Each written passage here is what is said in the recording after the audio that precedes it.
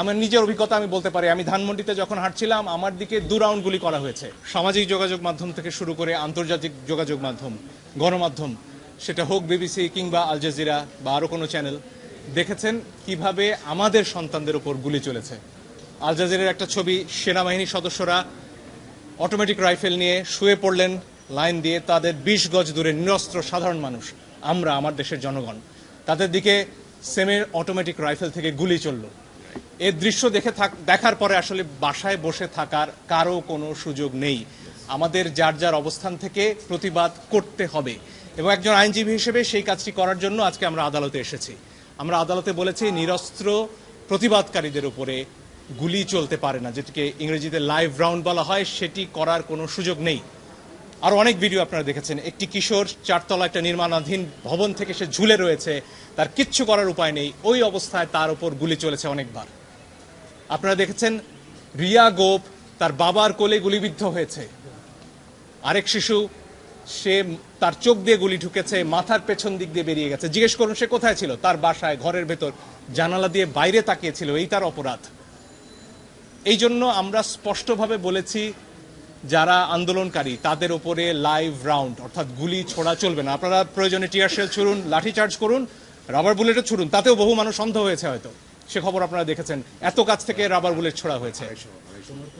ফলে এই বিষয়গুলো সামনে আসতে হবে। আমার নিজের অভিজ্ঞতা আমি বলতে পারি, আমি ধানমন্ডিতে যখন হাঁটছিলাম আমার দিকে 2 রাউন্ড গুলি করা হয়েছে। তাদের পোশাক পরনে ছিল না, আমি জানি না তারা কারা, পিস্তল থেকে গুলি হয়েছে। কারণ আমার হাতে ক্যামেরা ছিল, কোনো প্রমাণ তারা রাখবেন না, কিন্তু প্রমাণ ধ্বংস হয় না আজকের দুনিয়ায়, প্রমাণ পৌঁছে যায়। আরেকটি দাবি আমরা করেছি পরিষ্কারভাবে, ছাত্ররা সারা বাংলাদেশ থেকে আজকে বলেছেন যে 6 জনকে ডিবি অফিসে রাখা হয়েছে, তারা সেখানে বন্দী।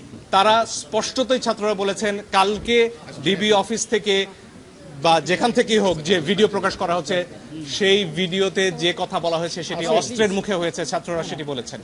এবং এই ধরনের আন্দোলন প্রত্যাহারের দাবি ছাত্ররা মানেন না, তারা সেটি বলেছেন।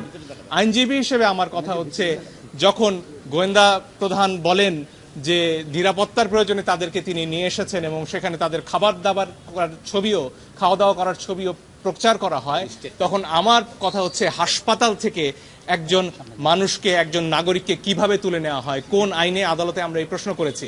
আপনারা নাইমের ক্ষতবিক্ষত শরীর দেখেছেন, তার গায়ে পিটিয়ে কি অবস্থা করা হয়েছে পত্রিকায় এসেছে। আমি জানি অনেক ইলেকট্রনিক গণমাধ্যম দেখাতে পারেননি সেটি, কিন্তু পত্রিকায় এসে ছবি আমরা দেখেছি। সেই নাহিদ কে যখন নিয়ে যাওয়া হয় তখন এটা বিশ্বাস করার কোনো কারণ নেই যে তাকে সেখানে আপ্যায়ন করার জন্য নেওয়া হয়েছে। ফলে আমরা আদালতে বলেছি এই 6 জনকে অবশ্যই আদালতের সামনে আনতে হবে এবং তাদের কাছ থেকে জানতে হবে যে তাদেরকে কি আটকে রাখা হয়েছে নাকি তারা স্বেচ্ছায় ডিবি অফিসে বেড়াতে গেছেন। এই প্রশ্নের উত্তর আমরা সবাই চাই। আদালত সরকার পক্ষকেও শুনেছেন, সেখানে অ্যাডিশনাল অ্যাটর্নি জেনারেল ছিলেন এবং যদিও রুল ইস্যু হওয়ার আগে শোনা যায় কিনা সেটা নিয়ে হয়তো স্যার আপা বলবেন, কিন্তু আগামীকালকে এই বিষয়ে আদেশ দেবেন এবং কালকেও আসলে শুনানি করার এবং আমাদের তরফ থেকে প্রমাণ উপস্থাপনের সুযোগ আদালত দিচ্ছেন। ফলে এই দুটো দাবি নিয়ে আমরা গিয়েছি। এই 6 জনকে আদালতে উপস্থাপন করে তাদের কাছ থেকে জানতে হবে যে তারা স্বেচ্ছায় সেখানে আছেন কিনা, এবং নিরপরাধ নিরস্ত্র যারা বিক্ষোভকারী হন, আন্দোলনকারী হোক, তাদের উপরে লাইভ রাউন্ড গুলি ছোড়া যাবে না, অ্যাসল্ট রাইফেল দিয়ে ট্রিগার চেপে বসে থাকা যাবে না।